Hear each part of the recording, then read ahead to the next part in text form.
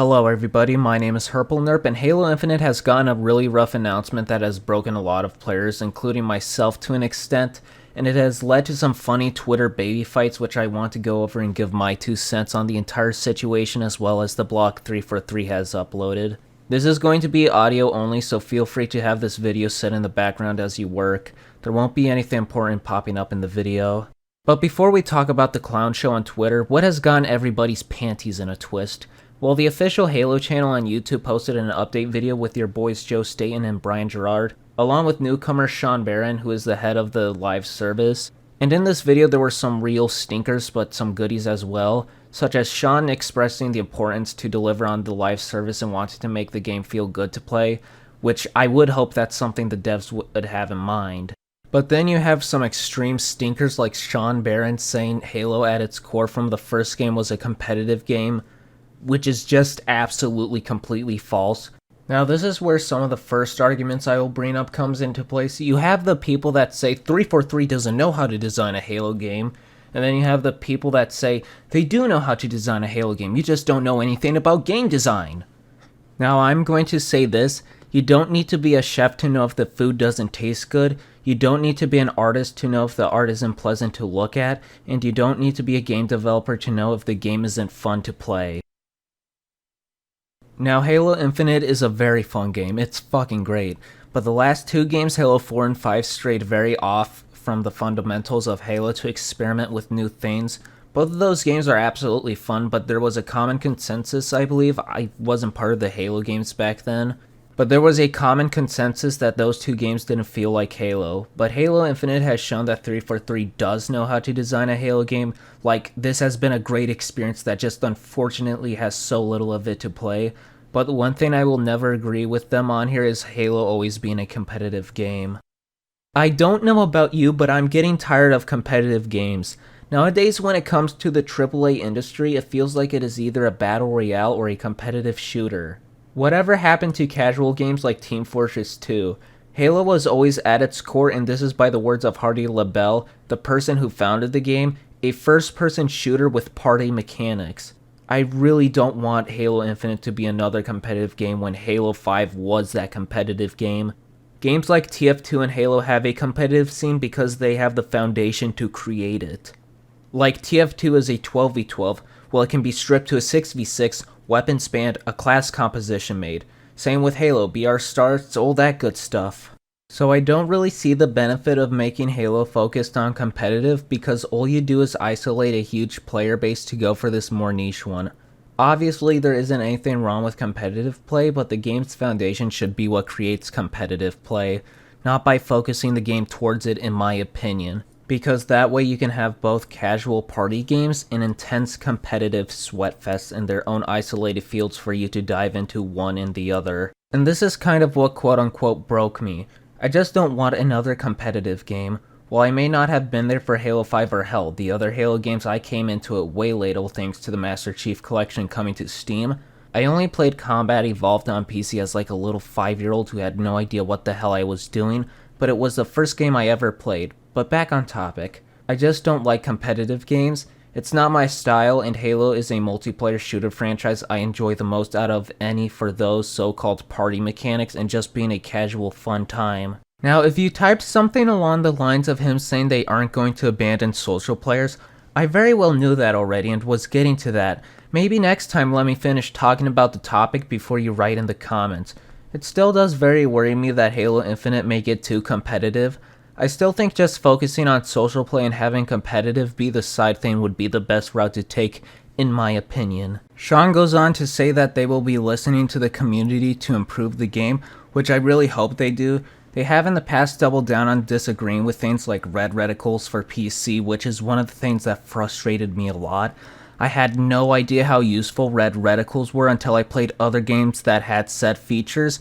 I feel like I'm so dogshit at the game normally, even though I do fairly well, but I know I could do better if I could tell when my gun was capable of actually getting to hit my targets. Then there's also fixing the matchmaking, which I hope to God they get rid of the deliberately matching you up with a team of people with lower skill than you. At this point, I can predict when it happens or when I was put into a match like that, because every time I am, we just get absolutely decimated.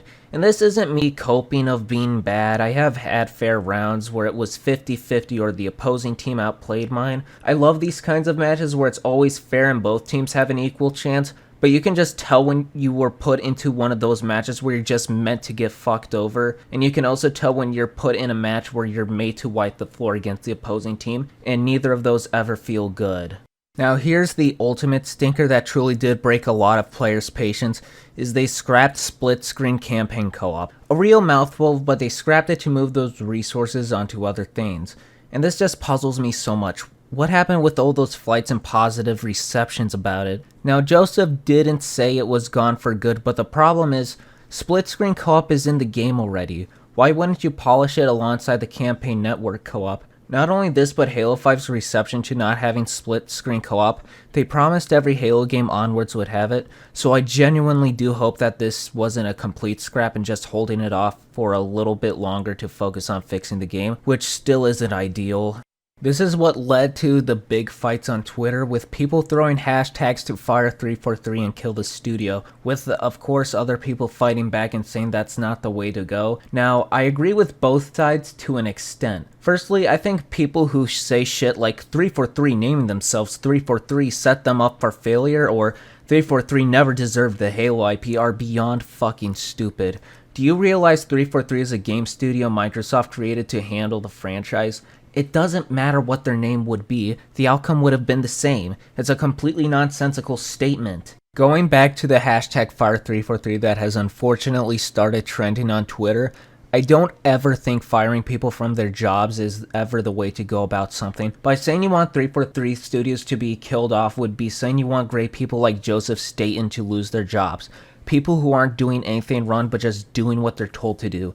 The problem with 343, I think, lies with the person who is handling the studio in the Halo franchise.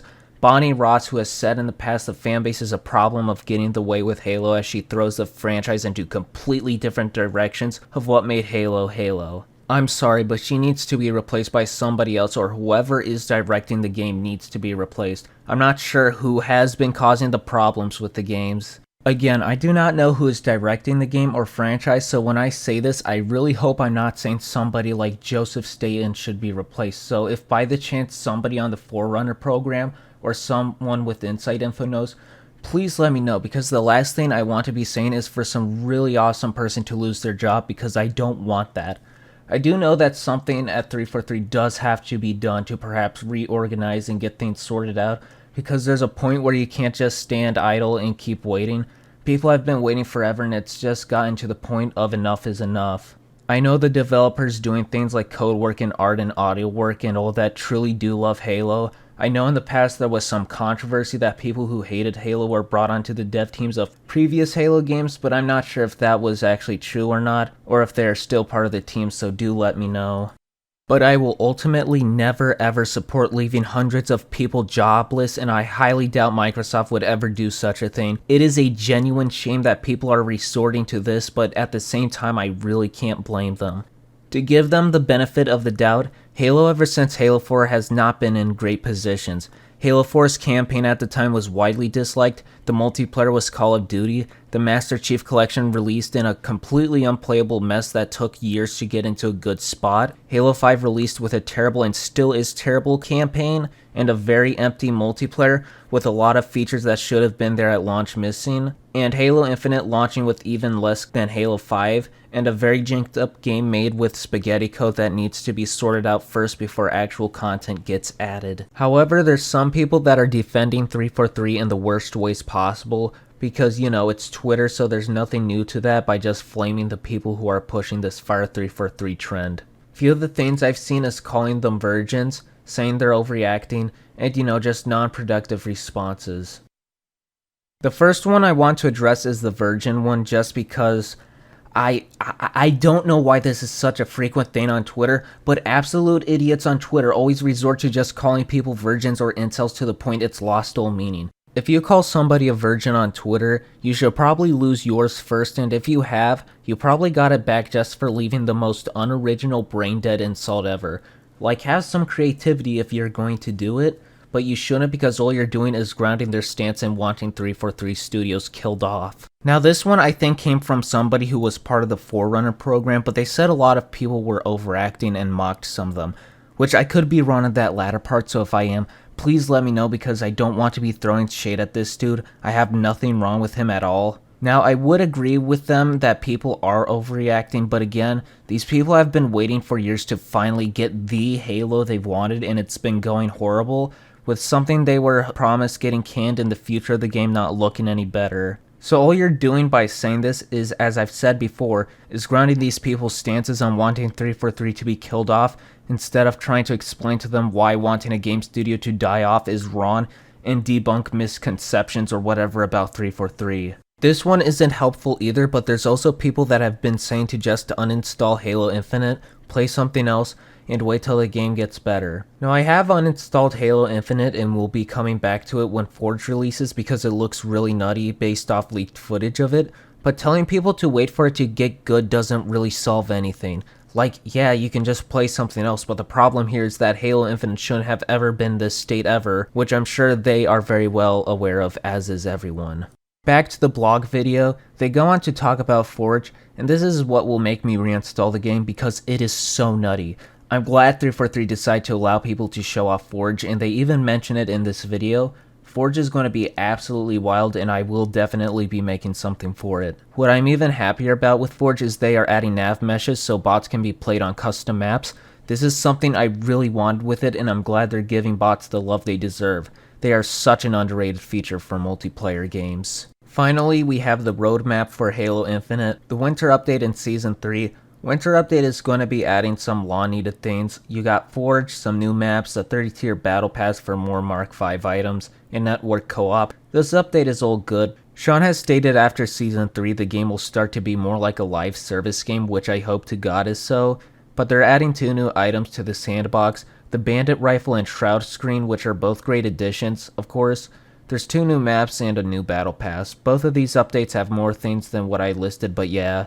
Nice updates, but I really wish 343 had a third-party studio like Certain Affinity, who has helped them in the past, helped them now with pushing small updates like adding a new map or a new sandbox item in between these big updates to give us something to feed on in the meantime. But yeah, it's a very gloomy look for Halo Infinite for a while. I don't think it's as bad as people have been making it out to be. When Forge comes out, it's going to feed the community a lot and give the game endless content. I do hope they can fix the game up to play better and feel better. And lastly, to the hashtag Fire343 trend, that is just not the way to go about anything of this. I don't know what killing off the game studio would achieve at all. You cause 100 people to lose their jobs, and you don't get any more Halo content. Wow, we did it, Halo community! Woo! But yeah, that's all I have, so I'll see you all in the next video. Bye bye.